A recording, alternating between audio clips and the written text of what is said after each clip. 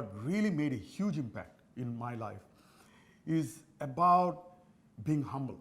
Yes. Being every single day when I wake up, I feel that how little I know. Right. Right?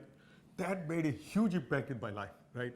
So, I feel very blessed to have a friend like you, a teacher like you, and even at this age, I still wanted to learn from you, right?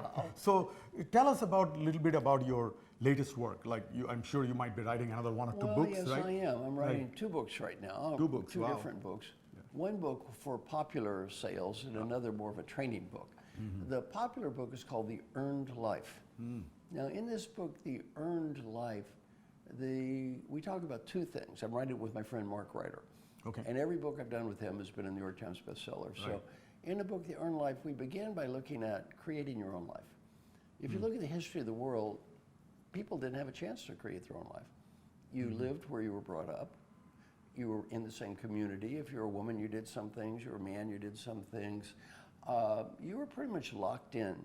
The religion, the beliefs, everything was locked in when you were born. Only recently have we had the opportunity to create our own lives. So now I'm going to talk about the idea of creating your own life, which in many ways is a great blessing. In other ways is a curse. People are lonely. Right. They don't feel a sense of belonging. They are often lost because you don't have this given to you. You have to make it up.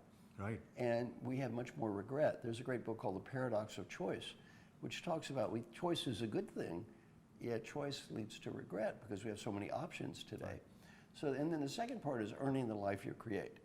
As you know, I've done several programs with retiring executives, CEOs, and we talk about what's important in life, and they quickly learn that you can't be a used to be.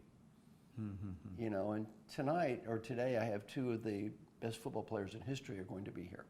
And they want to help former athletes because the football players have a terrible track record after they retire. Many of them are depressed, high divorce rates, they go bankrupt, and they try to buy love.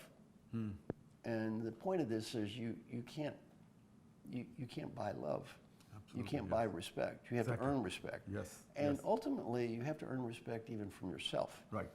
You're not giving yourself even respect. And when all you do is coast on yesterday, it doesn't work. So the book is called The Earned Life. I'm very excited about it. So it's about your own life as well, right? What you learned a little bit, from the other, and about me, like our community. I'm creating a community. Absolutely. It's been wonderful. Right. As opposed to, you don't live where you were brought up. Right. I don't live where I was brought up. Right. And we both, in a sense, have had to create our own lives. Exactly, yeah. And then the second book is called Stakeholder-Centered Leadership.